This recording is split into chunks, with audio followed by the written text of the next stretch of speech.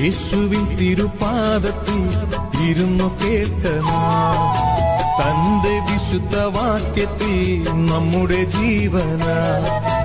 യേശുവിൻ സുവിശേഷം ദിവ്യമാ ഉപദേശം. യേശുവിൻ സുവിശേഷം ദിവ്യമാ ഉപദേശം.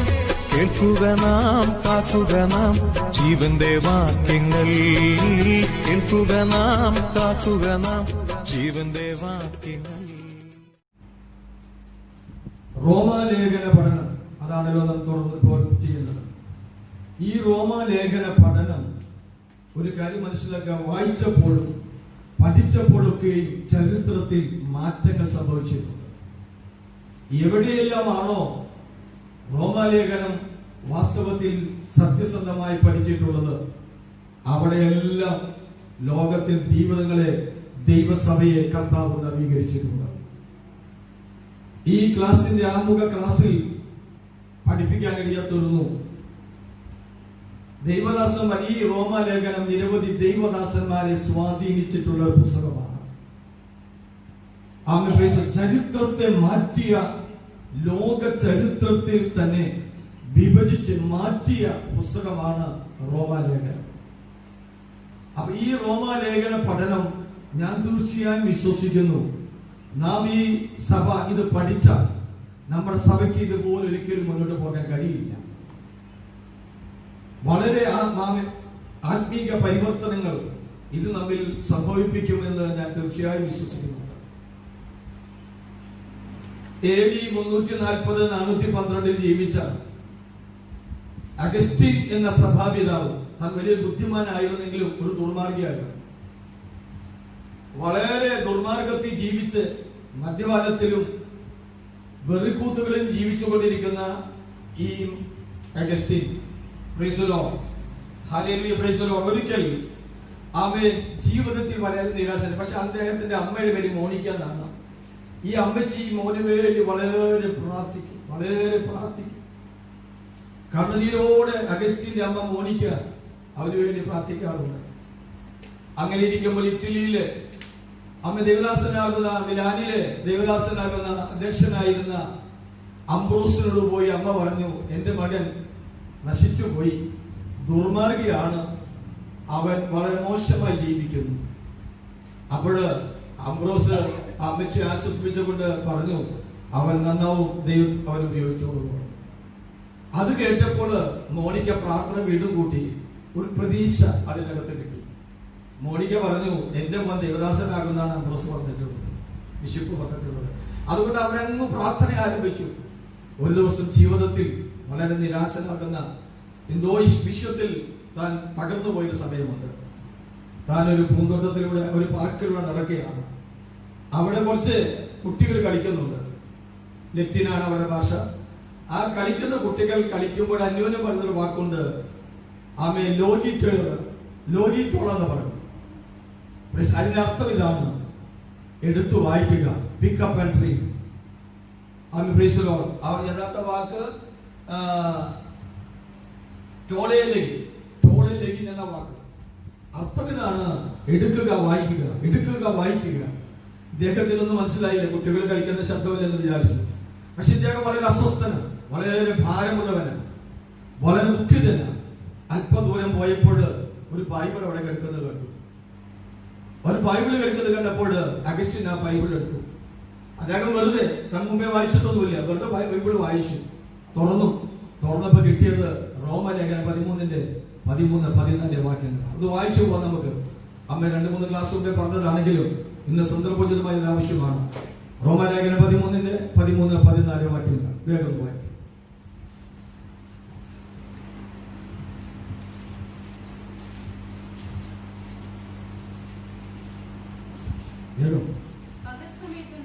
പകൽ സമയത്ത് എന്ന പോലെ നാം മര്യാദയായി നടക്കുക. പകൽ സമയത്ത് എന്ന പോലെ നാം മര്യാദയായിട്ട് നടക്കുക. വെറിക്കൂത്തുകളിലും മദ്യപാനികളിലുമല്ല, ശൈനമോഹങ്ങളിലും ദുഷ്കാമങ്ങളിലുമല്ല, പിണക്കത്തിലും അസൂയയിലുമല്ല, കർത്താവായ യേശു ക്രിസ്തുവിനെ ധരിച്ചുകൊള്ളുവിൻ. കർത്താവായ യേശു ക്രിസ്തുവിനെ തന്നെ ധരിച്ചുകൊള്ളുവിൻ.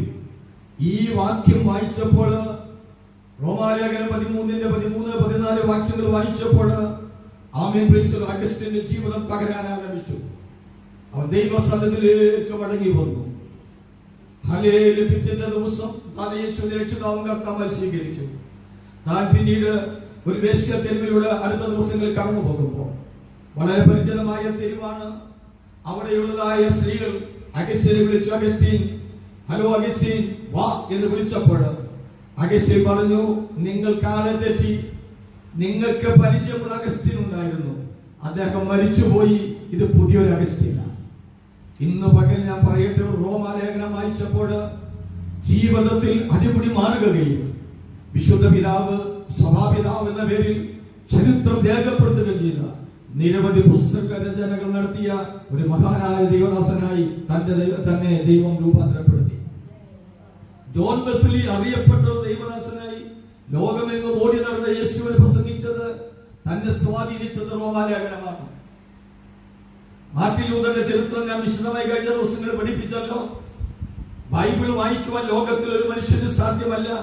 അത് വായിച്ച് വ്യാഖ്യാനിക്കുവാൻ കത്തോലിക്ക പുരോഹിതന്മാർക്ക് മാത്രമേ അധികാരമുള്ളൂ എന്ന് 1500 വരെ കത്തോലിക്ക സഭ ലോക ദൈവജനത്തിന്റെ മേൽ അധീശത്വം പുലർത്തുകയും.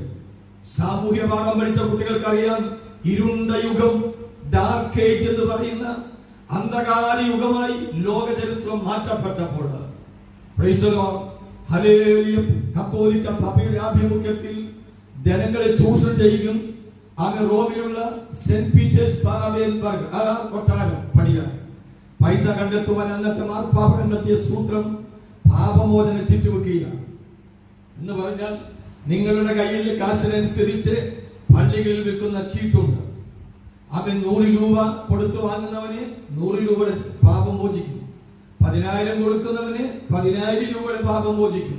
പാപമോചന ചീട്ട് വിട്ടുകൊണ്ട് സെന്റ് പീറ്റേഴ്സ് പള്ളി പണിയുവാൻ കത്തോലിക്ക സഭ പണം ശേഖരിക്കുമ്പോൾ അവൻ അതൊക്കെ വിശ്വസിച്ചിരുന്ന മാർട്ടിൻ ലൂഥർ, അവൻ ജർമ്മനിയിലെ വിറ്റിബർഗ് സർവകലാശാലയിൽ മുട്ടുമേൽ എഴുതുമ്പോൾ അതിന്റെ 13ാമത്തെ പടി കയറി മോചനത്തിന് വേണ്ടി തന്റെ കയ്യിലുള്ള കൊന്തയും മണികൾ ഇങ്ങനെ മാറ്റിക്കൊണ്ട് പ്രാർത്ഥിച്ചുകൊണ്ട് പോകുമ്പോൾ, എന്തിനാ? പാപമോചനത്തിനാണ്.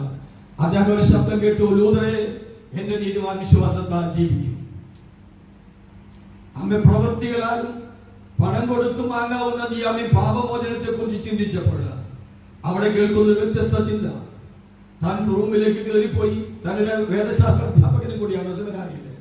അവിടെ നിന്ന് പഠിക്കുമ്പോൾ വേദോസം വായിച്ചപ്പോൾ റോമാലേഖനം തുടങ്ങി വായിച്ചു വരുമ്പോൾ 1-ാം അധ്യായത്തിലെ 17-ാം വാക്യത്തിൽ പറയുന്നു, എന്റെ നീതിമാൻ വിശ്വാസത്താൽ ജീവിക്കും.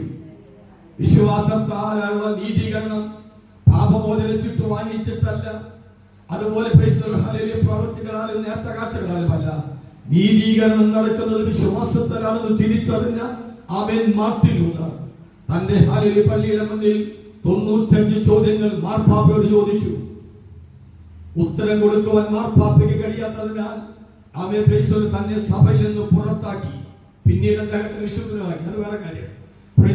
ഇന്ന് പകൽ ദൈവമക്കൾ മനസ്സിലാക്കണം, അവനെ പുറത്താക്കിയപ്പോൾ അവിടെ നിന്നാണ് പ്രൊട്ടസ്റ്റന്റ് സഭകൾ അഥവാ വേർപെട്ടവർ അവൻ എന്ന പേരിൽ ഇന്ന് കാണുന്ന ഞാനും നിങ്ങളെല്ലാം വേർതിരിഞ്ഞു വന്നത്. ആ കത്തോലിക്ക സഭയുടെ അടിമത്വത്തിൽ നിന്ന് ജോൺ വെസ്ലി എന്ന കർത്താവിന്റെ ബൈബിൾ പകർത്തി എഴുതി എന്ന കുറ്റത്തിന് മാർപ്പാപ്പ അവൻ തീയിലിട്ട് കൊന്നപ്പോൾ തങ്ങലിക്കൽ കുറ്റിയടിച്ച് ആ ചങ്ങലയിട്ട് കെട്ടി കീഴൊഴിച്ച് തന്നെ അവൻ എഴുതിയ പുസ്തകങ്ങളും തന്റെ എല്ലാ ലേഖനങ്ങളും എഴുതി അതിനടിയിൽ കൊണ്ടുപോയിട്ട് തീയിട്ട് കുത്തിക്കുമ്പോൾ കത്തിച്ചു കൊല്ലുമ്പോൾ തന്റെ അവസാന വാക്കായി ആ പ്രിയപ്പെട്ട ദൈവദാസൻ പറഞ്ഞു, മാർപ്പാപ്പേ, ഞാൻ എന്റെ വായ കൊണ്ട് പറഞ്ഞത്, എന്റെ നാവ് കൊണ്ട് ഞാൻ ഏറ്റു പറഞ്ഞത്, എന്റെ രക്തം കൊണ്ട് ഞാൻ ഇവിടെ മുദ്രയിടുകയാണ്. പക്ഷെ ഈ ഒരു കാര്യം മനസ്സിലാക്കണം, ഏറിയ നാൾ കഴിയുമ്പോൾ യൂറോപ്പിന്റെ തപസ്സിൽ ആകാശമണ്ഡലത്തിൽ ഒരു കഴുകൻ പറക്കും. അതിനെ തൊടാൻ എനിക്ക് കഴിയുകയില്ല. ആ ആകാശത്തിൽ കത്തോലിക്ക സഭയ്ക്ക് തൊടാൻ കഴിയാത്ത രീതിയിൽ ആകാശത്തിൽ പറന്ന കഴുകനാണ് മാർട്ടിൻ ലൂഥർ. തൊടാൻ കഴിയുന്നില്ല കത്തോലിക്ക സഭയ്ക്ക്. ആമേൻ. അങ്ങനെ ദൈവജനം വചനം വായിക്കുവാനും ആ സമയത്ത് കണ്ടെത്തിയ അച്ചടി യന്ത്രം വ്യാവസായിക വിപ്ലവത്തിലൂടെ കണ്ടതായ ഉണ്ടായ അച്ചടി യന്ത്രം വേദപുസ്തകം പ്രിന്റ് ചെയ്യുവാനും അനവധി ജനത്തിലേക്ക് എത്തിക്കുവാനും വചനം വായിച്ചവർ സ്വാതന്ത്ര്യം പ്രാപിക്കാൻ ഇടയെത്തുന്നു. ലോക ചരിത്രത്തെ മാറ്റിയത് ഈ റോമലേഖനാണ്. നിരവധി ഉണർവുകൾ ആരംഭിച്ചത് റോമലേഖന പഠനത്തിലൂടെയാണ്. ഞാൻ ഈ പഠനം എടുക്കുന്നത് പ്രേക്ഷകർ വളരെ ആഗ്രഹത്തോടിരുന്നു. ഞാൻ ഏറിയ നാളുകളായി ഇതൊന്ന് പഠിപ്പിക്കണമെന്ന് ആഗ്രഹിക്കുന്ന എന്നെ പോലെയുള്ള ഒരാൾക്ക് അത്ര ഈസിയായി കഴിയുന്നതല്ല റോമലേഖന വ്യാഖ്യാന പഠിപ്പിക്കുന്നത്. ഞാൻ ഏറിയ നാളുകളായി പ്രാർത്ഥിച്ചുകൊണ്ടിരുന്നു.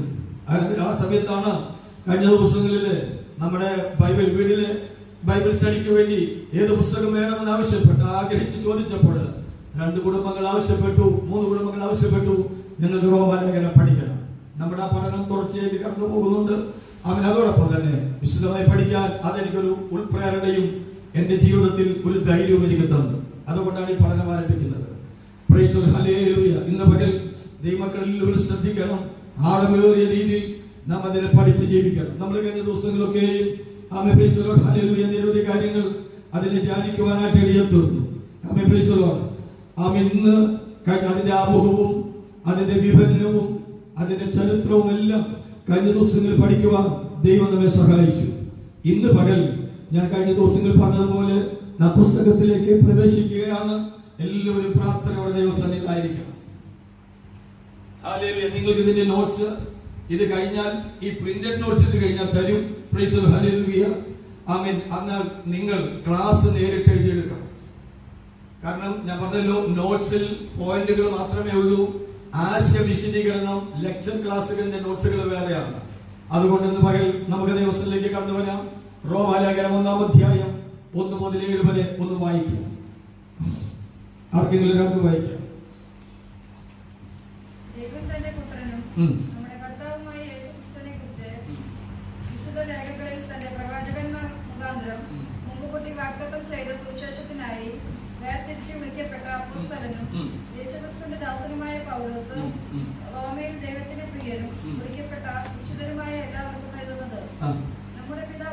മതി, അവൾ നിൽക്കട്ടെ. 3-ാം വാക്യമായില്ലേ അത്? ഓക്കെ. നമുക്ക് മുഴുവൻ ഇന്ന് അത്രേ പോകുമെന്ന് എനിക്ക് തോന്നുന്നു. സമയപരിമിതികളൊക്കെ ഉണ്ടല്ലോ നമുക്ക്. അപ്പോൾ ഇവിടെ നിങ്ങൾ വായിക്കുന്ന പ്രധാനപ്പെട്ട ഒരു കാര്യം, ഞാൻ നേരത്തെ ഒരു കാര്യം പറഞ്ഞു. റോമ സഭ ഈ പള്ളി പണിയുമ്പോൾ റോമ കത്തോലിക്ക സഭ വിചാരിക്കുന്നത് പത്രോസ് സ്ഥാപിച്ച സഭയാണെന്നാണ്. പത്രോസ്. അതുകൊണ്ടാണ് ഇന്നും റോമ സഭ റോമിലെ കത്തോലിക്ക സഭ ലോക ക്രൈസ്തവരുടെ മേൽ തങ്ങൾക്ക് അപ്രമാദിത്വമുണ്ട്, അധികാരമുണ്ടെന്ന് പറയുവാൻ കാരണം അതാണ്. ആരംഭ ക്ലാസ്സിൽ പറഞ്ഞു, റോമ സഭയും പത്രോസും തമ്മിൽ ഒരു ബന്ധവും ഇല്ല. പത്രോസും ബന്ധമില്ല, പൗലോസും ബന്ധമില്ല. റോമാലേഖനത്തിൽ 16-ാം അധ്യായത്തിൽ പൗലോസ് തന്നെ പറഞ്ഞിട്ടുണ്ട്. ഈ വിഷയത്തിലേക്ക് കടക്കാൻ അതൊന്ന് പറഞ്ഞ് കഴിഞ്ഞ ദിവസം അത് മനസ്സിലായില്ല എന്ന് പറഞ്ഞുകൊണ്ട് അതൊന്ന് വായിച്ചു വേഗം പോകാം. 7-ാം വാക്യം വായിച്ച 16-ന്റെ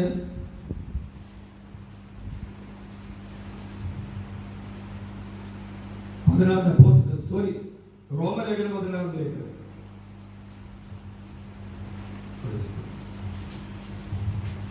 ഇത്രയും സമയം വേദം വായിക്കാനായിട്ട് മാത്രം എടുത്താൽ ക്ലാസ് 10 മിനിറ്റ് കിട്ടില്ല.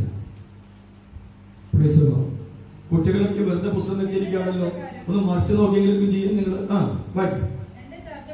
എന്റെ ചാർച്ചക്കാരും സഹബദ്ധരുമായ അന്ത്രോനിക്കോസിനും യൂനിയാവിനും വന്ദനം ചൊല്ലുവിൻ. ഇനിയുള്ള വാക്ക് ശ്രദ്ധിക്കണം കേട്ടോ. അവർ അപ്പോസ്തലന്മാരുടെ ഇടയിൽ പേർ കൊണ്ടവരും എനിക്ക് മുമ്പേ ക്രിസ്തുവിൽ വിശ്വസിച്ചവരുമാകുന്നു. അപ്പോൾ ഇവിടെ അന്ത്രോനിക്കോസും യൂനിയാവും പൗലോസിന്റെ ബന്ധുക്കളാണ്, കസിൻസ് ആണ്.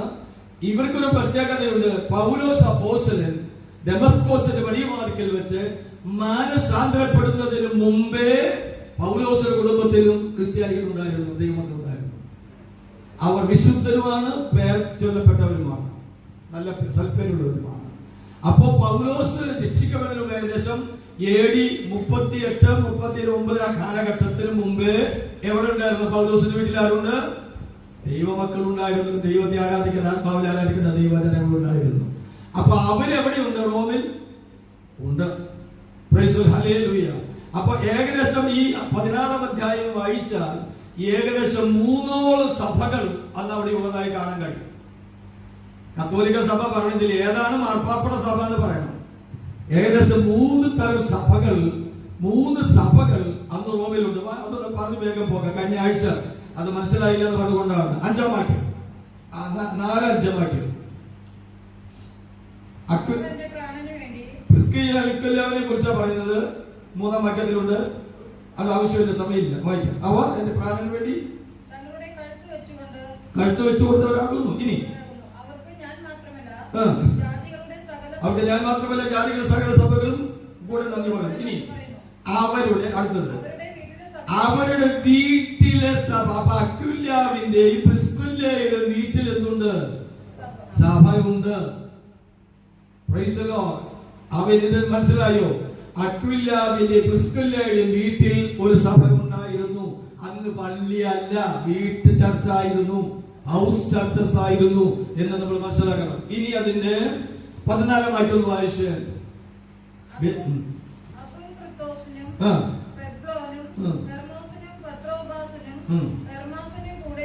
കൂടെയുള്ള സഹോദരന്മാർക്കും വന്ദനം ചെയ്യുകയും. ഇത് വീട്ടിലെ സഭക്കാരല്ല, വേറൊരു ചില ഒരു ഗ്രൂപ്പ് ആളുകളെ കൊണ്ട് പറഞ്ഞുകൊണ്ട് പറയുകയാണ്, അവരുടെ കൂടെയുള്ളവർക്ക് നിങ്ങൾ എന്ത് ചെയ്യണം? വന്ദനം ചെയ്യണം. 2. ഇനി 3 അതിന്റെ തൊട്ട വാക്യം, 15-ാം വാക്യം.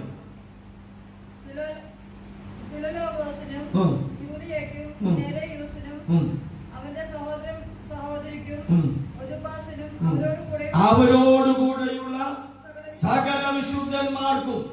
പ്രിസ്കില്ലാവിന്റെ വീട്ടിൽ ഒരു സഭ. അവൻ 2-ാമത്തേത്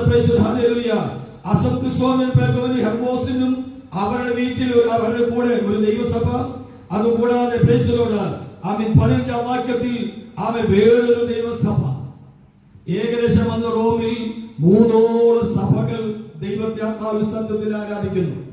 ഈ റോമ പട്ടണം എന്ന് പറഞ്ഞാൽ ഒരു വലിയ മെട്രോപൊളിറ്റൻ സിറ്റിയാണ്. അവിടെ ജനിച്ചു വളർന്നവരെക്കാൾ ഉപരി വന്നു വാർക്കുന്നവരാണ്. ഇപ്പൊ നമ്മൾക്കറിയാം ബോംബെയിൽ മറാഠികൾ കുറവാണ്.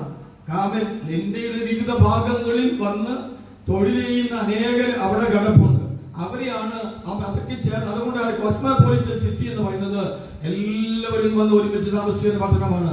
അതുകൊണ്ട് വിശാലമായ റോമ പട്ടണത്തിൽ അന്ന് തന്നെ അറിയപ്പെട്ട 3 സഭകൾ അവിടെ ഉണ്ടായിരുന്നു എന്ന് കാണുവാൻ കഴിയും. ഇനി നാം പുസ്തകത്തിലേക്ക് പ്രവേശിക്കാം. റോമാലേഖനം.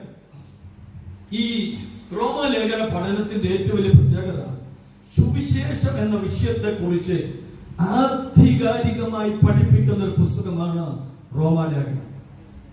ആധികാരികമായി സുവിശേഷം പഠിപ്പിക്കുന്നത്. നമ്മൾ കേട്ടത് അതിനേക്കാൾ ആഴത്തിൽ അത് മനസ്സിലാക്കുന്നുണ്ട്. പക്ഷെ ഒരു കാര്യം നിങ്ങൾ ശ്രദ്ധിക്കണം, പൗലോസ് അപ്പോസ്തലൻ സുവിശേഷത്തെ കുറിച്ച് ഇത്രയും അതിന്റെ മഹത്വത്തെ കുറിച്ച് ഇത്രയും വിശുദ്ധമായി പഠിപ്പിക്കുന്നത് ലോകത്തിൽ അവിശ്വാസികളോട് ജാതികളോടല്ല. റോമലേഖനം ആർക്ക് എഴുതിയത്? റോമിലുള്ള വിശുദ്ധന്മാർക്കാണ്. അപ്പൊ സുവിശേഷത്തിന്റെ മഹത്വം താൻ വിശദീകരിച്ചു കൊടുക്കുന്നത് ആമേൻ പ്രൈസ് ദി ലോർഡ് ഹല്ലേലൂയ ആർക്കാണ്? ആമേൻ വിശുദ്ധന്മാർക്കാണ്. ദൈവജനം സുവിശേഷത്തിന്റെ ആഴം, അതിന്റെ മഹത്വം തിരിച്ചറിയണമെന്ന് ദൈവം നമ്മെ കുറിച്ച് ആഗ്രഹിക്കുന്നുണ്ട്. ഈ ലേഖനത്തിന്റെ ആരംഭവാക്യം വായിച്ചാൽ ആമേൻ പ്രൈസ് ദി ലോർഡ് ഹല്ലേലൂയ 1 മുതൽ 3 വരെയുള്ള വാക്യങ്ങൾ വായിക്കുമ്പോൾ നിങ്ങൾക്കൊരു കാര്യം കാണുവാനായിട്ട് കഴിയും. പ്രൈസ് ദി ലോർഡ് ആമേൻ. ഒരു ഔദ്യോഗിക ലെറ്ററിന്റെ മോഡലാണ് ഇത് എഴുതിയിരിക്കുന്നത്, ഒഫീഷ്യൽ ലെറ്റർ. അതിനുമുമ്പ് ഒരു കാര്യം കൂടെ പറയട്ടെ. 1-ാം അധ്യായത്തിന്റെ 1 മുതൽ 17 വരെയുള്ള വാക്യങ്ങൾ ആമേൻ ഈ പുസ്തകത്തിന്റെ ആമുഖമാണ്. ആമുഖം എന്ന് പറഞ്ഞാൽ അതിന്റെ പ്രിയാമ്പിൾ എന്ന് പറഞ്ഞാൽ പറയാൻ മലയാളം ആമുഖം എന്ന് പറഞ്ഞാൽ മനസ്സിലായില്ല നിങ്ങൾക്ക്? ആണ് ഇത്. ഇതിന്റെ അകത്ത് 3 കാര്യങ്ങൾ ആമേൻ പൗലോസ് വിശദീകരിക്കുന്നു. 1, പൗലോസ് കണ്ടിട്ടില്ലാത്ത സഭയാണിത്, അല്ലേ? അതിനരിൽ 5-ാം വാക്യം മുതൽ വായിക്കുമ്പോൾ കാണുന്നു, ഞാൻ ഇന്നുവരെയും കണ്ടിട്ടില്ലാത്ത ആ ദൈവജനത്തിന് വേണ്ടിയാണ് അവൻ എഴുതുന്നത്. അപ്പൊ പൗലോസ് റോമിൽ ഇതുവരെ എത്തിയിട്ടില്ല. ഇനി പൗലോസ് സ്ഥാപിച്ചെന്ന് പറയാനും പറ്റില്ല. കാരണം പൗലോസ് ലേഖനം എഴുതുമ്പോൾ, റോമാലേഖനം എഴുതുമ്പോൾ അവിടെ വിശുദ്ധന്മാരുണ്ട്.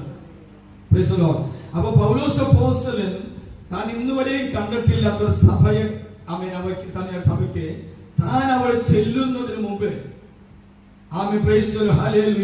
ഫേബ എന്ന ഒരു സഹോദരി വശം താൻ തന്റെ 3ാം മിഷണറി യാത്ര നടത്തുമ്പോൾ കൊരിന്തിലെത്തിയപ്പോൾ ശീതകാലമായതുകൊണ്ട് 3 മാസം അവിടെ താമസിച്ചു. 3 മാസം താമസിക്കുമ്പോൾ അവിടെ വെച്ചാണ് ഈ ലേഖനം എഴുതി ഫേബ എന്ന് പറഞ്ഞ കെങ്ക്രിയ സഭയിലെ ശുശ്രൂഷക്കാരി ആ സഹോദരി അവളിലൂടെ ഈ കത്ത് താൻ എത്തുന്നതിന് മുമ്പേ റോമ സഭയ്ക്ക് അപ്പോസ്തലനാകുന്ന പൗലോസ് കൊടുത്തയച്ചതായിട്ടാണ് ചരിത്ര രേഖകളിൽ നിന്നും ബൈബിളിൽ നിന്നും നമുക്ക് വായിക്കുവാനായിട്ട് കഴിയുന്നത്. നമ്മുടെ ആമുഖ ഇൻട്രൊഡക്ഷൻ ഭാഗങ്ങളിൽ അത് എഴുതി തന്നിട്ടുണ്ട്. റഫറൻസ് അടക്കം. ഇന്ന് പകൽ ദൈവമക്കൾ മനസ്സിലാക്കുക, അപ്പൊ തന്നെ ഇന്നുവരെ കണ്ടിട്ടില്ലാത്തവർക്ക് ആരാണ് ഈ പുസ്തകം, ഈ ലേഖനം എഴുതുന്നത് എന്ന് പൗലോസ് പറഞ്ഞു 1-2 വാക്യങ്ങളിൽ. 3ാമത്തെ വാക്യത്തിൽ ആരാണ് ആർക്കാണ് കത്തെഴുതിയെന്ന് പറയുന്നത്. 1-2 വാക്യങ്ങൾ എന്താണ്? താൻ ആരാണ്, എഴുത്തുകാരൻ ആരാണ്, പൗലോസ് എന്ന ഞാൻ ആരാണ് എന്ന് എഴുതുന്നു. 1-2 വാക്യങ്ങളിൽ 3ാം വാക്യത്തിൽ തന്റെ വായനക്കാരാരാണെന്ന് എഴുതുന്നു. വായനക്കാരൻ. അതിനുശേഷം അതിന്റെ 7-8 മുതൽ വാക്യങ്ങള് 17 വരെയുള്ള വാക്യങ്ങളിൽ താൻ എന്താണ് എഴുതുന്നത് എന്ന് പറയുന്നുണ്ട്. ഇതിന്റെ അകത്ത് എന്താണ് എഴുതിയിരിക്കുന്നത് എന്ന് പറയുന്നുണ്ട്. അപ്പൊ 1ാമത്തെ ലേഖകൻ ആരാണ്, വായനക്കാരാരാണ്, ഈ കത്തിന്റെ ഉള്ളടക്കം എന്താണ്, ഇതാണ് നാം ഈ ആരംഭത്തിൽ പഠിക്കാനായിട്ട് പോകുന്നത്. ഈ 1 മുതൽ 17 വരെ ഭാഗങ്ങളെ 3 ഭാഗമായിട്ട് തിരിക്കാം. നിങ്ങൾക്ക് നോട്ട്സ് തരും, പക്ഷെ നിങ്ങൾ വേണമെങ്കിൽ എഴുതിയെടുത്തിട്ട് 3 പാർട്ടായിട്ട് തിരിക്കുന്നു. 1-ാം ഭാഗം പൗലോസും സുവിശേഷവും. ഇതിൽ 1ാമത്തെ ഭാഗത്തെ വിഭജിക്കുന്നത് പൗലോസും സുവിശേഷവുമായിട്ട് 1-1 മുതൽ 6-ാം വാക്യം വരെ, 1-1 മുതൽ 6 വരെ പൗലോസും സുവിശേഷവും എന്ന വിഷയത്തെ കുറിച്ച് പഠിപ്പിക്കുന്നു. 2 പൗലോസും റോമാസഭയും എന്ന വിഷയത്തെ കുറിച്ചാണ് 1-7 മുതൽ 13 വരെയുള്ള വാക്യങ്ങൾ പഠിപ്പിക്കുന്നത്. 7 മുതൽ 13 വരെ ഭാഗങ്ങളിൽ പൗലോസും റോമാസഭയും. 3ാമത്തേത് പൗലോസും സുവിശേഷീകരണവും 14 മുതൽ 17 വരെയുള്ള ഭാഗങ്ങൾ. അപ്പൊ ആമുഖമായ റോമാലേഖനത്തെ ആമുഖമായ 1-ാം അധ്യായം 1 മുതൽ 17 വരെയുള്ള ഭാഗങ്ങളെ 3ആയി തിരിക്കുന്നു. പൗലോസും സുവിശേഷവും, പൗലോസും റോമാസഭയും, പൗലോസും സുവിശേഷീകരണവും. ഇനി 1-ാം അധ്യായത്തിലേക്ക് നാം വരികയാണ്. 1-ാം അധ്യായത്തിൽ അപ്പോസ്തലനാകുന്ന പൗലോസ് താൻ ആരാണെന്ന് റോമാസഭയ്ക്ക് പരിചയപ്പെടുത്തുകയാണ്. എന്നാൽ മലയാളം ബൈബിളിൽ, ഇംഗ്ലീഷ് ബൈബിളിൽ അങ്ങനെയല്ല. മലയാളം ബൈബിളിൽ ആരംഭിക്കുന്നത് ദൈവം എന്നാണ്. ആ വാക്യം ഒന്ന് വായിച്ചു. 1-1 ദൈവത്തിന്റെ പുത്രൻ മതി. ദൈവം എന്ന പദമാണ് ഇവിടെ ആരംഭത്തിൽ ഉപയോഗിക്കുന്നത്. ഈ റോമാലേഖനം ആദ്യമുള്ള 16 അധ്യായങ്ങൾ വായിക്കുമ്പോൾ നിരവധി തവണ ആവർത്തിക്കപ്പെടുന്ന ഒരു പദപ്രയോഗമാണ് ദൈവം എന്ന വാക്ക്. ദൈവിക സ്വാധീനം ഒരു വ്യക്തിയുടെ ജീവിതത്തിൽ എങ്ങനെ മാറ്റങ്ങൾ സംഭവിപ്പിക്കുന്നു, എങ്ങനെ രൂപാന്തരം വരുത്തുന്നു, അതിനെ ദൈവം ഉപയോഗിച്ച സുവിശേഷം എന്താണ്, ഇതൊക്കെ തന്നെയാണ് ഈ പുസ്തകത്തിൽ പറഞ്ഞിരിക്കുന്നതും പഠിപ്പിച്ചിരിക്കുന്ന കാര്യങ്ങൾ. ഇന്ന് പകൽ ദൈവം, അതുകൊണ്ട് ഞാൻ പറഞ്ഞത്, ഈ പുസ്തകം ആത്മാർത്ഥമായും സത്യസന്ധമായി പഠിച്ചാൽ നമ്മൾ ജീവിതത്തിൽ ഇതുപോലെ ആരും പോവില്ല, വളരെ മാറ്റങ്ങൾ ഉള്ളവരായിരിക്കും. സമയങ്ങളില്ലാത്തതുകൊണ്ട് വേഗം പോവുകയാണ്. ഇനി 1-1 വാക്യം വെച്ചാൽ എന്താണ് ഇതിന്റെ അകത്തെ കണ്ടന്റുകൾ പൗലോസ് പരിചയപ്പെടുത്തുമ്പോൾ ചില കാര്യങ്ങൾ പറഞ്ഞാണ് വായിക്കുന്നത്. 1-ാം വാക്യം 1-2 വാക്യങ്ങൾ വായിക്കും.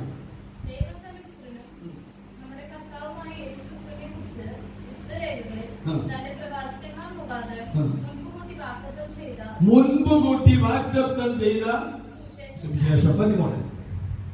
ഇവിടെ ആരംഭത്തിൽ ഒരുപാട് കാര്യങ്ങൾ പറയുന്നു.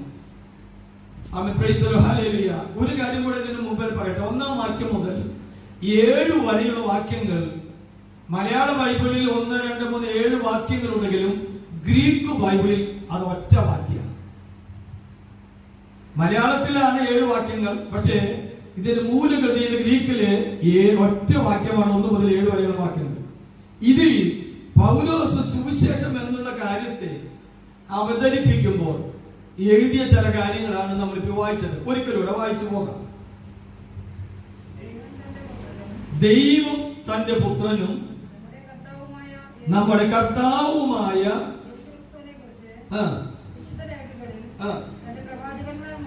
വിശുദ്ധ രേഖകളിൽ തന്റെ പ്രവാചകന്മാർ മുഖാന്തരം മുൻപ് കൂട്ടി വാഗ്ദത്തം ചെയ്ത സുവിശേഷം. അപ്പൊ സുവിശേഷത്തെ കുറിച്ചുള്ള ഒരു ചെറിയ വിശദീകരണം, ചെറിയതല്ല, പഠിക്കുന്നവർക്ക് ആഴമേറിയ ഒരു പഠനം ഇതിനകത്ത് കാണുവാൻ നമുക്ക് കഴിയും. ആഴമേറിയ ഒരു പാഠഭാഗം നമുക്ക് കാണുവാനായിട്ട് കഴിയും. ഒന്ന്, സുവിശേഷത്തെ കുറിച്ചുള്ള കാര്യങ്ങൾ പൗലോസ് വെളിപ്പെടുത്തുന്നത്. ഒന്ന്, ദൈവമാണ് സുവിശേഷത്തിന്റെ ഉറവിടം. സുവിശേഷത്തിന്റെ ഉറവിടം എന്താണ്? ദൈവമാണ്. അങ്ങനെയല്ലേ വായിച്ചത്? ഒന്നും കൂടെ വായിച്ചപ്പോൾ ആ ഭാഗം, ആരംഭ ഭാഗം. ദൈവം തന്റെ പുത്രനും തന്റെ കർത്താവുമായ യേശു ക്രിസ്തുവിനെ കുറിച്ച് പിന്നീട് അതിന്റെ മറ്റു കാര്യങ്ങളാണ് പറയുന്നത്. അപ്പോൾ ഒന്നാമത് പഠിക്കേണ്ടത് സുവിശേഷത്തിന്റെ ഉറവിടം, ഉടമസ്ഥൻ സർവശക്തനാകുന്ന ദൈവമാണ്.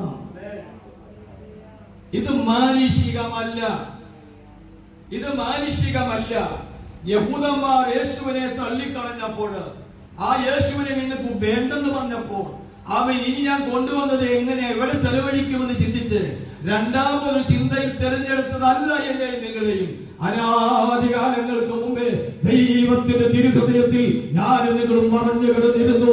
അവൻ സുവിശേഷത്തിന്റെ ഉറവിടം സർവശക്തനാകുന്ന ദൈവമാണ്. ഇനി ഇതെന്തുണ്ട്? ഇന്നലെയൊന്നും വന്നതല്ല. തിരുവെഴുത്തുകളിൽ ഒന്ന് വായിച്ച വാക്യം കേട്ടോ.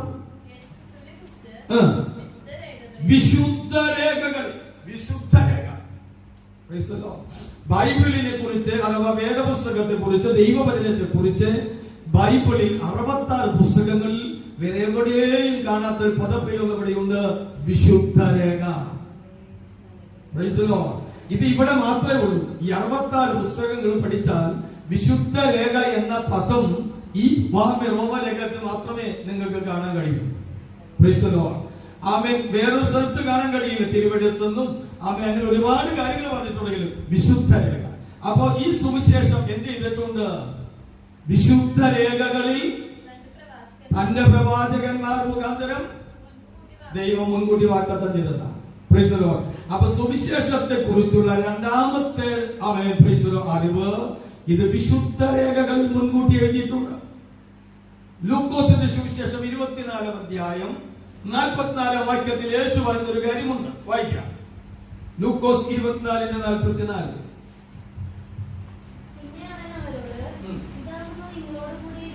യേശു ക്രിസ്തു പറയുകയാണ് ശിഷ്യന്മാർ, ഇതാ ഞാൻ നിങ്ങളോട് കൂടി ഇരിക്കുമ്പോൾ ഞാൻ പറഞ്ഞ വാക്ക് മോശയുടെ ന്യായപ്രമാണത്തിലും പ്രവാചക പുസ്തകങ്ങളിലും സങ്കീർത്തനങ്ങളിലും. അപ്പൊ യേശു ക്രിസ്തു, ഇത് പുതിയ നിയമസഭയുടെ പ്രമാണമല്ല സുവിശേഷം. യേശു ക്രിസ്തുവാണ് സുവിശേഷം. ആ സുവിശേഷത്തെ എവിടേക്ക് എഴുതി വെച്ചിട്ടുണ്ടെന്നാണ് യേശു പഠിപ്പിച്ചത്? അവൻ മോശയുടെ പുസ്തകങ്ങൾ. ഏതൊക്കെയാ മോശയുടെ പുസ്തകങ്ങൾ? സംഖ്യാവർത്തനം 5 പുസ്തകങ്ങൾ. അപ്പോൾ യഹൂദന്മാരുടെ ബൈബിളിൽ വിഭജനത്തിൽ മോശയുടെ പുസ്തകങ്ങളെ 5 പുസ്തകങ്ങൾ ഒരുമിച്ച് തോറ എന്ന വാക്ക ഉപയോഗിക്കുന്നത്. തോറ, പ്രമാണങ്ങൾ എന്നാ അതിന്റെ അർത്ഥം. മോശയുടെ 5 പുസ്തകങ്ങൾ. അപ്പോൾ മോശയുടെ പുസ്തകങ്ങളിൽ എന്ത് ചെയ്തിട്ടുണ്ട്? യേശു ക്രിസ്തുവിന്റെ തോറയിൽ കർത്താവിനെ കുറിച്ച് എഴുതിയിട്ടുണ്ട്. 2 പ്രവാചക പുസ്തകങ്ങളിൽ എഴുതിയിട്ടുണ്ട്. അതിന്റെ പേര് നബിയും എന്നാണ്. നബിമാരാൽ പ്രസ്താവിക്കപ്പെട്ടത് നബിയും. പ്രവാചക പുസ്തകങ്ങളിൽ എഴുതിയിട്ടുണ്ട്. സങ്കീർത്തനം, കെരൂബി എന്ന് പറഞ്ഞാൽ സംഗീതങ്ങൾ.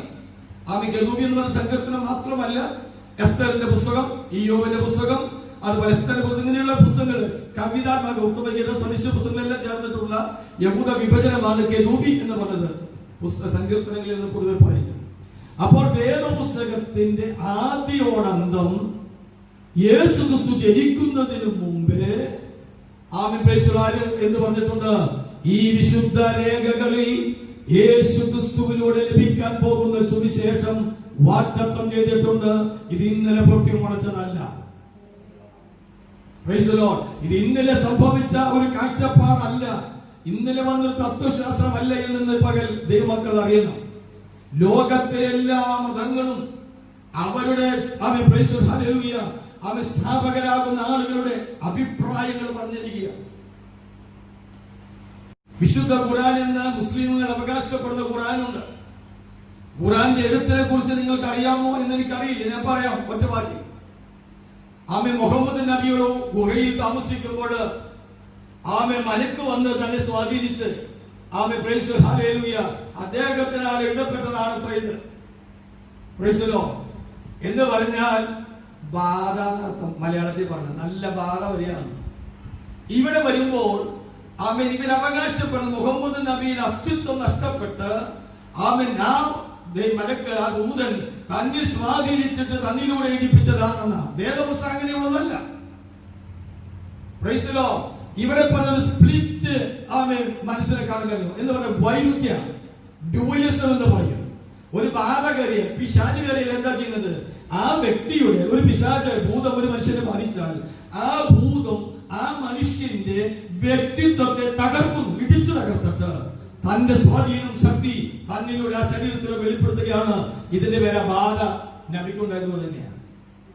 എന്നാൽ ബൈബിൾ എങ്ങനെയാണ് എഴുതിയത്? തിരുവഴുത്തുകളൊന്നും സ്വയമേ കയറി വന്നതല്ല.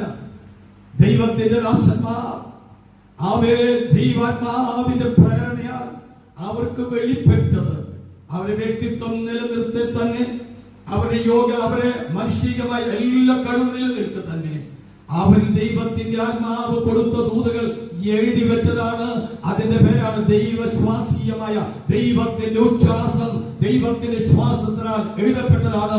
ദൈവവചനം ബോധം കെട്ടി എഴുതിയതല്ല. ലോകത്തിലെ എല്ലാ മതങ്ങളും അതിന്റെ അഭിപ്രായങ്ങൾ പറയുമ്പോൾ വേദപുസ്തകം അഭിപ്രായം പറയുന്നില്ല. വേദപുസ്തകം വെളിപ്പെടുത്തപ്പെട്ട പുസ്തകമാണ്. ലോകമതങ്ങളെല്ലാം അന്വേഷണത്തിന്റെ അവസരമാകുമ്പോൾ അമേരിക്കൽ ഫിലിപ്പിന്റെ കേസിൽ വെച്ചുകൊണ്ട് യേശു ചോദിച്ചു ശിഷ്യന്മാരോട്, എന്നെ ജനമാരെന്ന് പറഞ്ഞു. അവരുത്തരം കൊടുത്തു. അവരെന്ത് പറയുന്നത് ശിഷ്യന്മാർ കൊടുത്തു. അതിനുശേഷം യേശു ചോദിച്ചു, ഞാൻ നിങ്ങൾക്ക് ആരാണ്? നിങ്ങൾ എന്നെന്ത് പറയുന്നു? 11 പണ്ഡിതന്മാരവിടെയുണ്ട്, അവരൊന്നും പറഞ്ഞില്ല. മുഖവനായ പൗലോസ് ചാടി എഴുന്നേറ്റ് പറഞ്ഞു, നിജീവരുടെ ദൈവത്തിന്റെ പുത്രനാകുന്ന ക്രിസ്തു. അപ്പോൾ യേശു പറഞ്ഞു, ശിമോനെ, ജഡരക്തങ്ങളല്ല പിതാവത്രേ ഇത് വെളിപ്പെടുത്തിയത്. അപ്പൊ യേശു ആരാണെന്ന് നാം തിരിച്ചറിയുന്നത് ജഡപ്രകാരം ബുദ്ധിപരമായ അന്വേഷണങ്ങൾ കൊണ്ടല്ല, പിതാവിന്റെ വെളിപ്പാടിനാലാണ്. അത് യേശു പറഞ്ഞു, പിതാവ് ആകർഷിക്കാതെ ആരും ചെയ്യുന്നില്ല, പുത്രനെ അറിയുന്നില്ല, പുത്രന്റെ അരികത്തിലേക്ക് കിടക്കാൻ കഴിയുകയില്ല. ദൈവമക്കളെ, അവൻ സ്വർഗസ്ഥനാകുന്ന പിതാവ് യേശു ക്രിസ്തുവിന്റെ വാതിലൂടെ തന്റെ അടുക്കലേക്ക് ചെല്ലാൻ ഭാഗ്യം തന്നവരാണ് ഞാൻ നിങ്ങളും. ഇത് നമ്മൾ എത്ര പേർ തിരിച്ചറിഞ്ഞിട്ടുണ്ട്? ഈ ഭാഗ്യപദവി എത്ര പേർ മനസ്സിലാക്കിയിട്ടാണ് ദൈവത്തെ ആരാധിക്കുന്നത്? എത്ര പേർ ഉള്ളിൽ തിരിച്ചറിവുണ്ട് ഞാൻ എന്റെ കർത്താവിനെ ആരാധിക്കുന്നത് എന്തുകൊണ്ടാണ്? പലപ്പോഴും പലർക്ക് ആരാധന ശുഷ്കമാണ്. ആരാധിക്കാൻ പറഞ്ഞാൽ നിർബന്ധിച്ചിങ്ങനെ പിടിച്ച് മുന്തണം. എന്നാൽ യഥാർത്ഥ ആരാധനക്കാരനെ ആരും നിർബന്ധിക്കണ്ട. അവൻ പറഞ്ഞു, മീകളെ, ഞാൻ ആടുകളെ മേയ്ക്കുന്ന കാട്ടടിയെ ചെറുക്കന. കാടുകളിൽ ഒരു മനുഷ്യവാസമില്ലാത്ത കാട്ടുജന്തുക്കളാണ് എന്റെ കൂട്ടാളികളായിട്ടുള്ളത്.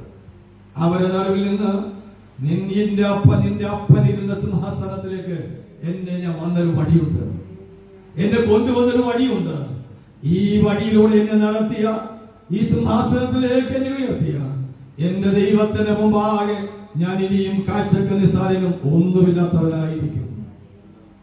ആരാധനക്കാരെന്ന് പറഞ്ഞാൽ മനസ്സിലായ ദൈവമക്കളെ, യേശു ക്രിസ്തു എന്ന വാതിലിലൂടെ അവയെ ദൈവത്തിന്റെ തിരുഹൃദയത്തിൽ എഴുതപ്പെട്ട, വിശുദ്ധന്മാരാൽ എഴുതപ്പെട്ട ദൈവവചനത്തിൽ വാഗ്ദത്തം ചെയ്ത സുവിശേഷത്തിനായി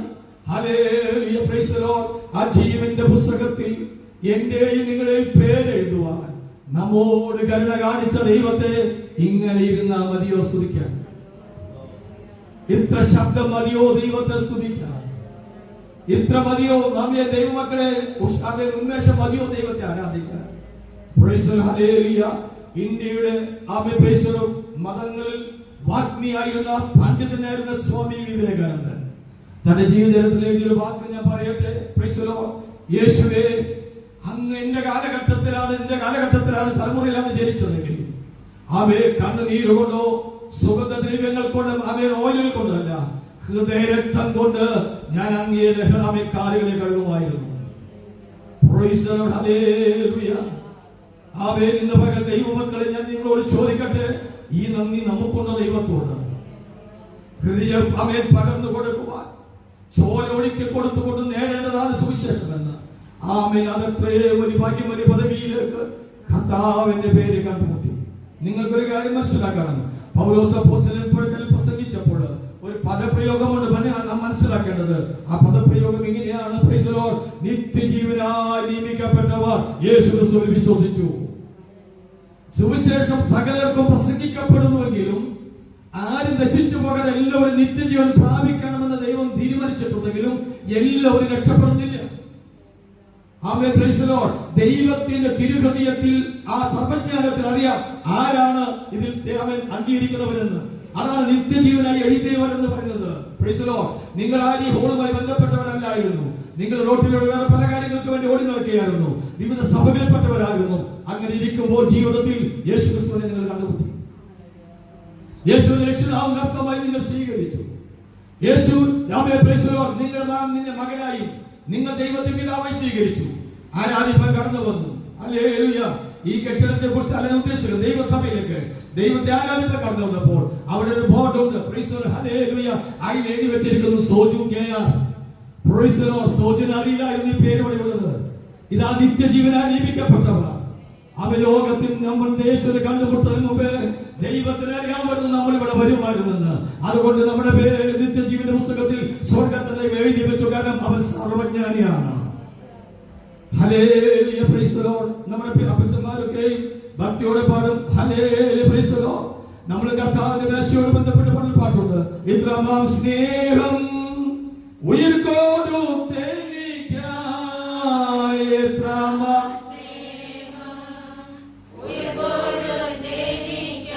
ആമേൻ.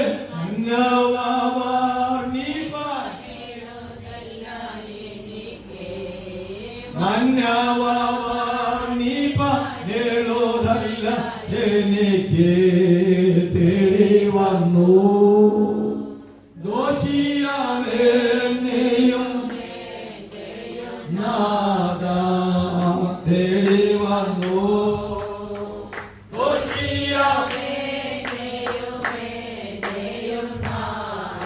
ആമേൻ. Praise the Lord. ഈ വലിയ സുവിശേഷത്തിന്റെ ആമേൻ പ്രൈസ് ദി ലോർഡ് അഭ്യന്തരത്തിലേക്ക് നമ്മെ വിളിച്ചു ചേർത്ത ദൈവത്തെ എത്ര സ്തുതിച്ചാൽ മതിയാകും. 3 സുവിശേഷത്തെ കുറിച്ചുള്ള ദൈവ ഈ വാക്യത്തിന്റെ പ്രസ്താവന. ഈ പറയുന്നതെല്ലാം 1 മുതൽ 7 വരെയുള്ള വാക്യങ്ങളിലെ കാര്യങ്ങൾ ഞാൻ പറഞ്ഞത്. നിങ്ങളുടെ നോട്ട്സിൽ വാക്യങ്ങളുണ്ട്. 3 ഇത് യേശു ക്രിസ്തുവിനെ കുറിച്ചുള്ളതാണ്. സുവിശേഷം എന്താണ്? തന്റെ പുത്രനെ കുറിച്ചുള്ളതാണ്. യേശു ക്രിസ്തുവിനെ കുറിച്ചിട്ടുള്ളതാണ്. എന്നാൽ യേശു ക്രിസ്തുവിനെ കുറിച്ചുള്ള സുവിശേഷം ഇന്ന് അനവധി ആളുകൾ ലോക സുഖത്തിനാക്കി മാറ്റി. പ്രസംഗിക്കപ്പെടുന്നത് യേശു ക്രിസ്തുവാണ്. എന്നാൽ ഇന്ന് പ്രസംഗിക്കപ്പെടുന്ന പ്രശ്നപരിഹാരമാണ്. അല്ലേ? യേശു ലോകത്തിലേക്ക് വന്നത് പ്രശ്നപരിഹാരങ്ങളല്ല. നമ്മൾ തെറ്റായിട്ടൊക്കെ പലപ്പോഴും പറയാറുണ്ട്, ഏത് പ്രശ്നത്തിന് പരിഹാരം യേശു. എനിക്ക് തോന്നിയിട്ടില്ല കേട്ടോ. നാം യേശുവിനെ അവതരിപ്പിക്കുന്നത് എന്തിനാണ്? രോഗം മാറാൻ, കടം മാറാൻ, കഷ്ടത മാറാൻ, പ്രയാസം മാറാൻ. ദൈവമക്കളെ, പ്രശ്നപരിഹാരമല്ല സുവിശേഷം. സുവിശേഷം പാപപരിഹാരമാണ്. എത്ര പേർക്ക് ആമേൻ പറയാൻ പറ്റും? സുവിശേഷം ഒരിക്കലും ഞാൻ പറയാൻ മനസ്സിലാക്കുക. സുവിശേഷം എന്ന് പറയുന്നത് പ്രശ്നപരിഹാരമല്ല. നീ നിന്റെ ജീവിതത്തിലെ പ്രശ്നങ്ങൾ പരിഹരിക്കാൻ യേശുവിനെ കണ്ടുമുട്ടുന്നതെങ്കിൽ, ഞാൻ പ്രശ്നങ്ങൾക്ക് ഒരു ആശ്വാസത്തിനായിട്ടാണ് യേശുവിനെ കണ്ടുമുട്ടിയെങ്കിൽ തെറ്റല്ല. പക്ഷേ നീ അവിടെ നിന്ന് വളരെയോ നിത്യതയ്ക്കായി ഒരുക്കുന്ന ഒരു ദൈവത്തിലേക്ക്. ഇന്ന് അനവധി ആളുകൾക്ക് നന്മയ്ക്കും കിട്ടിയാൽ ഇവിടെ കടന്ന് കിടക്കാം. പിന്നെ ഇതിനെ സൂക്ഷിക്കാനും ഇതിനെ പരിപാലിക്കാനും ഇതിനെ വയ്ക്കാനും ഒക്കെ ഇരിക്കും. ദൈവത്തെ അറിയാത്ത, ദൈവത്തെ അന്വേഷിക്കുന്ന ലോകത്തിന് ദൈവം സമയം കൊടുത്തു. ഒരു ശബത്ത് അല്ലേ? ശ്രദ്ധിച്ചിട്ടുണ്ടോ നിങ്ങൾ? ആർക്കും സമയമില്ല, ദൈവത്തെ വിളിക്കാൻ നേരമില്ല, അവൻ പ്രാർത്ഥനയ്ക്ക് പോകാൻ നേരമില്ല, അല്പനേരം മനസ്സ് തുറന്ന് ദൈവത്തെ ആരാധിക്കാൻ നേരമില്ല, ബോധിക്കാൻ നേരമില്ല. ആ ലോകത്തിന് ദൈവം കൽപ്പിച്ചു കൊടുത്തു, അവൻ നീ ഒന്ന് അടങ്ങിയിരിക്കും വീട്ടില്. റോഡുകൾ വിജനമായി, റെയിൽപാളങ്ങൾ വിജനമായി, ആകാശം വിജനമായി. നിങ്ങൾക്കൊരു കാര്യം മനസ്സിലായോ? വിശേഷ ബുദ്ധിയുള്ള മനുഷ്യൻ, ദൈവത്തിന്റെ സാദൃശ്യത്തിന്റെ സ്വരൂപത്തിന് ശരിച്ച മനുഷ്യൻ, ദൈവത്തെ മറന്ന് ലോകത്ത് ജീവിച്ചപ്പോൾ അവനെ ദൈവം അടക്കി ഒതുക്കി വീട്ടിലിരുത്തിയപ്പോൾ ദൈവത്തിന്റെ സൃഷ്ടികൾക്ക് ഒരു ലോക്ക്ഡൌണും ഇല്ല. പക്ഷികൾ വീട്ടിൽ പറക്കുന്നു, മൃഗങ്ങൾ കാട്ടിൽ അലയുന്നു, അതിരുകളില്ല. പോലീസിന്റെ ബാനറുകളില്ല, പോലീസിന്റെ ബാരിക്കേഡുകളില്ല. ദൈവത്തെ മറന്നോടിയ ലോകത്തെ ദൈവം പിടിച്ചകത്തിരുത്തിയപ്പോൾ ദൈവം ലോകത്തിന് ഒരു ശബ്ദം കൊടുത്തു. വിശ്രമം അന്വേഷിക്കാതെ അവൻ ദൈവത്തെ ആരാധിക്കാൻ തത്വദോഷം കൊടുത്തിട്ട്, ദൈവത്തെ ആരാധിക്കാതെ ദൈവത്തെ സ്തുതിച്ചിട്ട് ഒരു വഴിപാട് പോലെ ആരാധന എന്തിനെങ്കിലും മുട്ടിച്ചിട്ട് ഓടിച്ചെന്ന് ബാക്കി പണിയെടുക്കുമ്പോൾ അവൻ ദൈവത്തിന്റെ പ്രമാണം കെടുക്കുന്നു. സാമാന്യ വേല അഥവാ ഭക്ഷണക്രമമല്ലാതെ വേറൊന്നും ചെയ്യരുതെന്ന് ദൈവവചനത്തിൽ എഴുതി വെച്ചിരിക്കെ. നേരമില്ല കത്താൻ ആരാധിക്കാൻ എല്ലാവർക്കും പഠിച്ചു, അത് പഠിക്കാത്തവരുണ്ട്. അപ്പൊ ഇത് യേശു ക്രിസ്തുവിനെ സംബന്ധിച്ചാണ്. നേരത്തെ നമ്മൾ വായിച്ചു. നാലാമത്തത് മുൻകൂട്ടി വാഗ്ദത്തം ചെയ്തതാണ്. ഇന്ന് തുടങ്ങിയതല്ല, മുൻകൂട്ടി വാഗ്ദത്തം ചെയ്തതാണ്. അഞ്ചാമത്തത് എന്താണ്?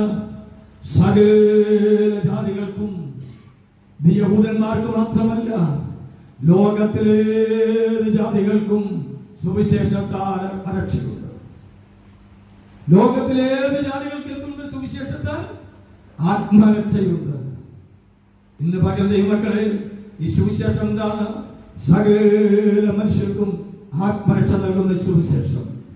ഈ വലിയ ഭാഗ്യപദവി ദൈവം നമുക്ക് തന്ന. അവസാനമായി സുവിശേഷത്തെ കുറിച്ച് 6-ാം വാക്യത്തിൽ പറയുന്നു, വിശ്വസിക്കുന്നവർ അനുസരിക്കേണ്ടതാണ്. വിശ്വസിക്കുന്നവർ എന്ത് ചെയ്യണം? അനുസരിക്കേണ്ടതാണ്. പലർക്കും വിശ്വാസമുണ്ട്, പക്ഷെ അനുസരണമില്ല. സുവിശേഷം എന്താണ്? എന്താ സുവിശേഷം?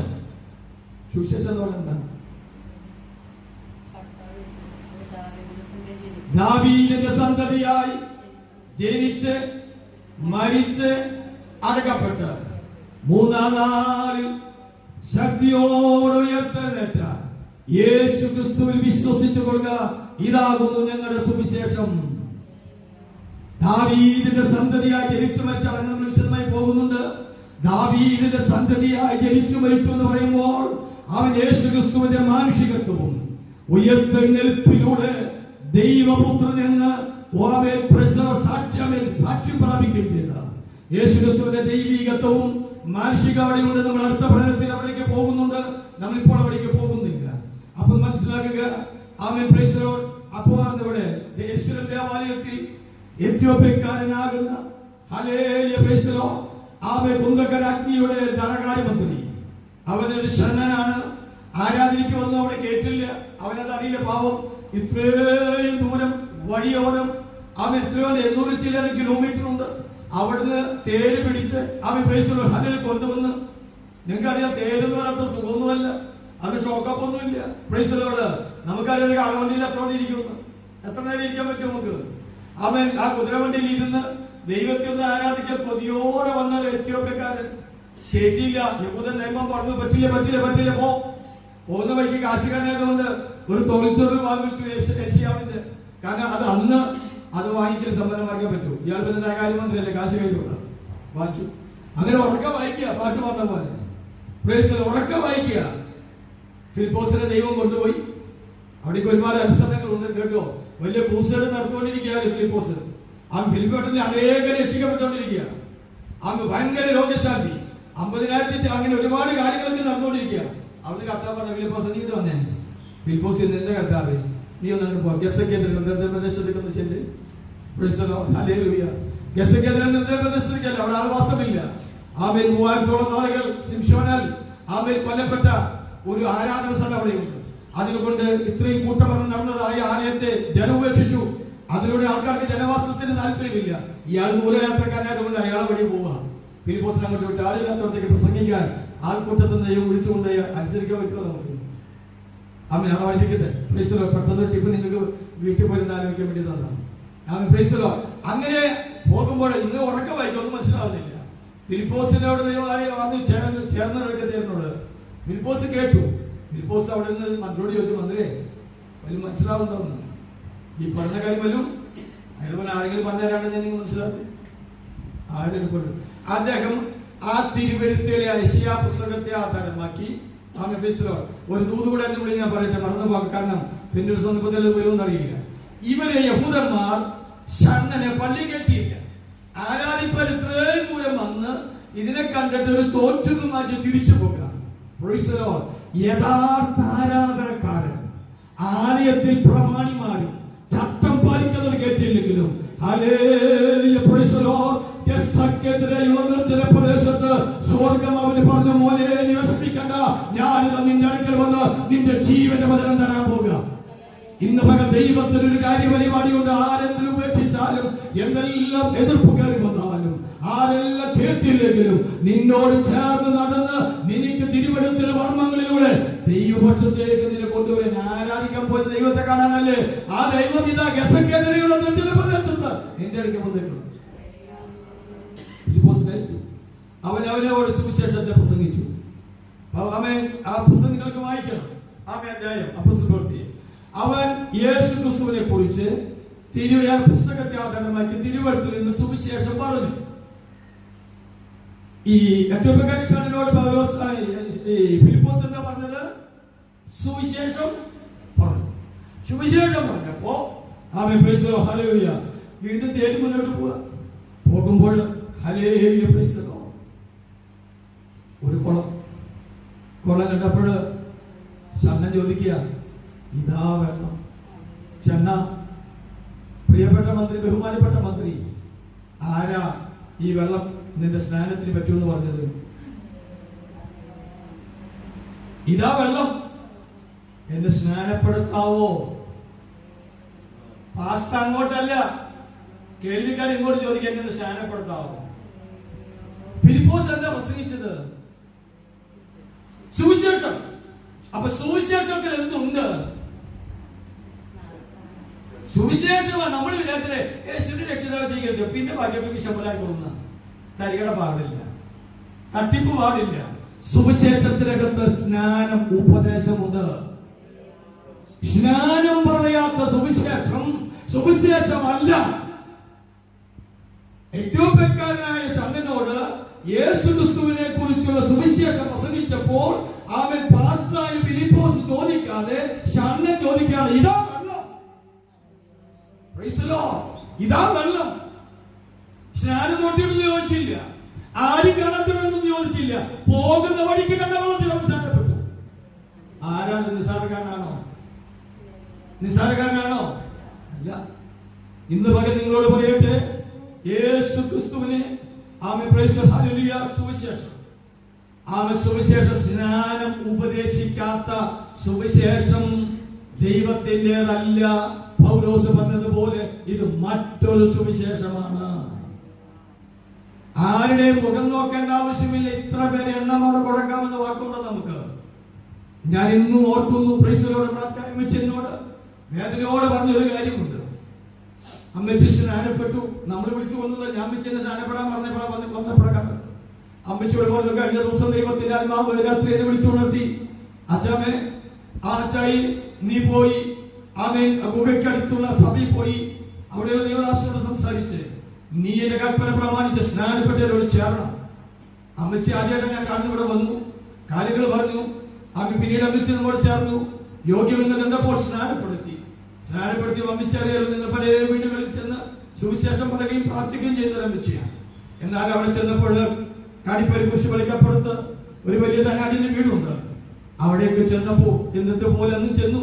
പക്ഷെ അപ്പോഴേക്ക് ദൂരെത്തിയിട്ടുണ്ട്. അമ്മച്ചി സ്നാനപ്പെട്ടത് ആമേ വാതിൽ തുറക്കാതെ വാതിലടച്ച് ആക്ഷേപിച്ച് പിച്ചക്കാരി തെണ്ടി നടക്കാൻ വേണ്ടി ഇറങ്ങിയെന്ന് പറഞ്ഞ് ആക്ഷേപിച്ച് അമ്മച്ചി ഇറങ്ങിയിട്ട് വന്നിരുന്നു കരഞ്ഞു. ഞാൻ പറഞ്ഞ വെച്ചൊന്നും കൊണ്ട് വിഷമിക്കണ്ട.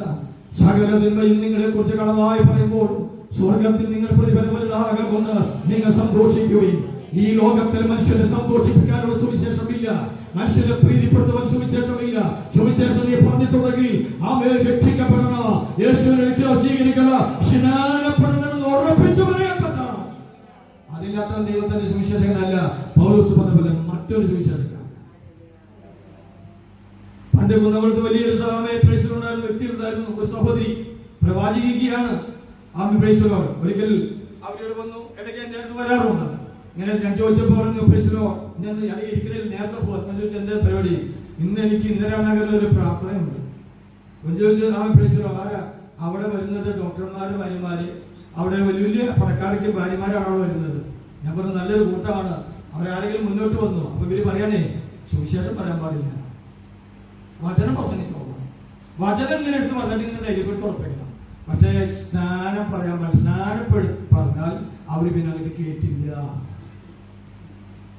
സ്നാനം പറഞ്ഞാൽ എന്തില്ല, അങ്ങോട്ട് പിന്നെ കേട്ടില്ല. അപ്പൊ അവിടേക്ക് കയറാനാണ് നമ്മൾ പോയത്. അത് യേശുവിനെ പറയാനോ? സ്വയം പരിശോധന എല്ലാവരും സ്വയം നോക്കണം. അപ്പൊ സുവിശേഷത്തിൽ എന്തുണ്ട്? സ്നാനം വ്യക്തമായതാണ്. ഇത് വിശ്വസിക്കുന്നവർ എന്ത് ചെയ്യണം? അനുസരിക്കേണ്ടതാണ്. വിശ്വസിക്കുന്നവർ എന്ത് ചെയ്യണം? ജീവിതത്തിൽ ഇത് അനുസരിച്ച് വിചാരിച്ച പോലെ മുന്നോട്ട് പോകുന്നില്ല. സമയങ്ങളിൽ പോലെ കഴിഞ്ഞു. കാരണം മുന്നോട്ട് പോകണം. അടുത്തത് ഈ 1 മുതൽ 3 വാക്യങ്ങൾ നിങ്ങൾ വീണ്ടും വായിക്കണം, പഠിക്കണം. അടുത്ത ഞായറാഴ്ച നമുക്ക് ഒരുമിച്ച് ധ്യാനിക്കാം. ഞാനിത് ഒരു ആത്മീക സന്ദേശം കൂടെ, ക്ലാസ് മാത്രമല്ല, ഒരു ആത്മീകമായ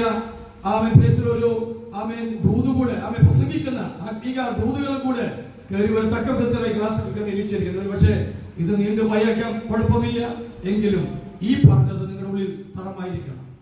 ഞാൻ ഈ പഠിപ്പിച്ച കാര്യങ്ങളിൽ നിങ്ങൾക്ക് ആർക്കെങ്കിലും മനസ്സിലാകാത്ത കാര്യങ്ങളുണ്ടെങ്കിൽ നിങ്ങൾ മനസ്സിലാക്കണം. മനസ്സിലാകാത്ത കാര്യങ്ങളുണ്ടെങ്കിൽ ദൈവമക്കളെ ദയവായി നിങ്ങൾ കഴിഞ്ഞാൽ എന്നോട് ചോദിക്കണം. എത്ര സമയം വേണമെങ്കിലും ഞാൻ നിങ്ങൾക്ക് വേണ്ടി ചെലവഴിക്കാം എന്ന് നിങ്ങൾ ഓർപ്പിക്കും. Praise the Lord, hallelujah.